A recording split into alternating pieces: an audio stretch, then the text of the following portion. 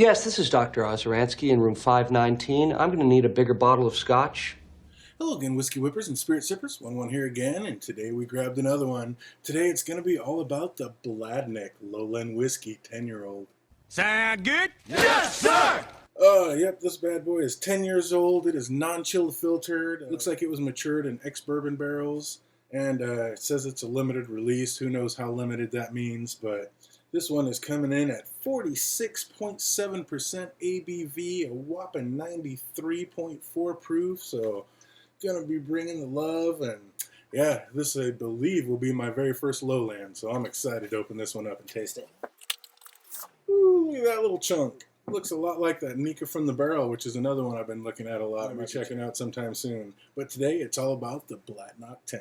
Sounds interesting. Oh, cool little bottle. I like that one.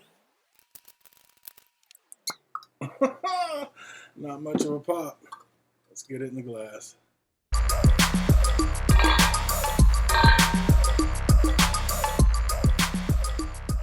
Holy shit. That made a mess. Oh my god. Well, christen the table a little bit. Oh, well, you know how we do it. It is 10 years old, so we're going to let it sit and mellow out in the glass for about 10 minutes, and we'll be right back. Don't go anywhere. All right, 10 minutes is up, and we cleaned up the mess and ready to taste this bad boy. Yeah, strike one against this thing. It is not exactly the most easily poured. Those wide lips, I don't know. That was a mess. That was a monster. Right out of the gate, you get that malted barley kind of smell, kind of like that real malty note like you get in a Glenlivet 12. Definitely some like lemon and citrus notes. Maybe even a little bit of an orange peel in there. Kind of like a lemon zest and a honey. Lemon zest, honey, and malt. Those are like the three most prevalent things I'm getting.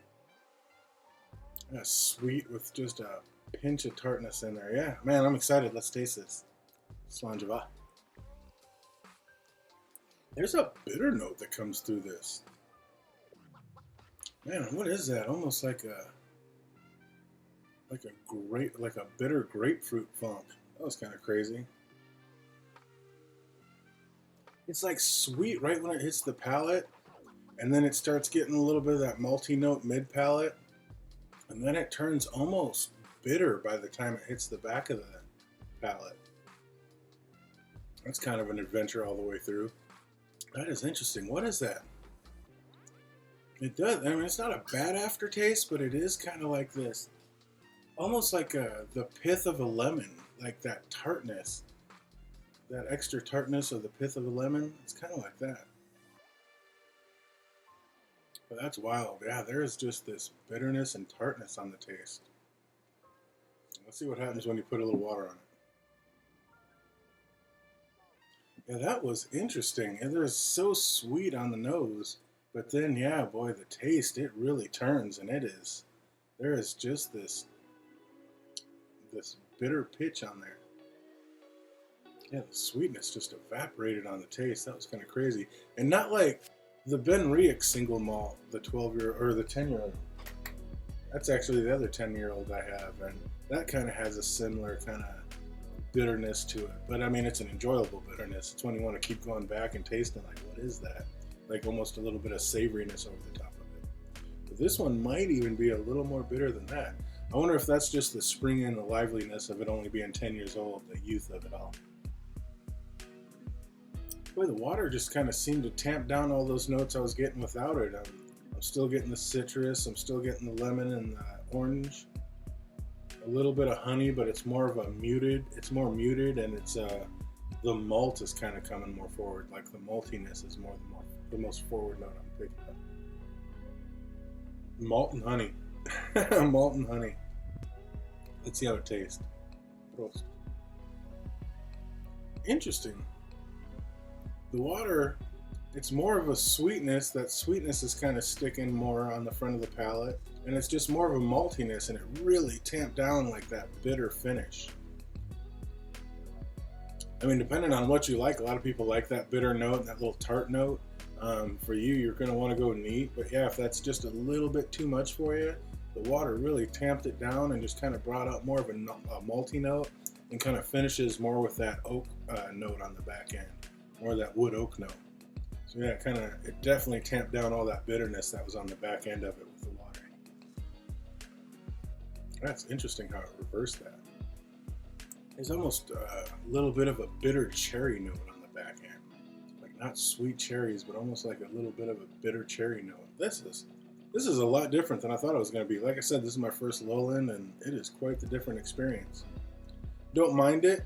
I don't know if I can call it my favorite, but yeah, it's not bad. It's definitely, I mean, you want to check different things out, and you're always in the mood for different flavors and different experiences, and this is just that. You know, this is taking it to a whole different level, a whole different place, and I like that. Let's see how it fares over some ice.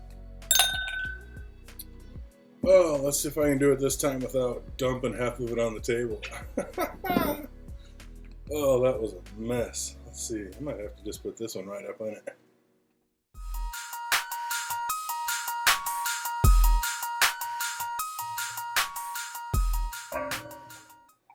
Yep, there you go. You just got to put the lip right on it and tip it. Not the easiest pour, but I think we got her figured out. Celebrating 200 years. Says they've been around for 200 years. And kind of enjoying their little revival time right now. Definitely a nice strong lemon note. Like sweet and sour lemonade almost. Like a malty lemonade. That's how I describe it over ice. Like a malted lemonade. A little bit of honey, maybe just a pinch of vanilla back there.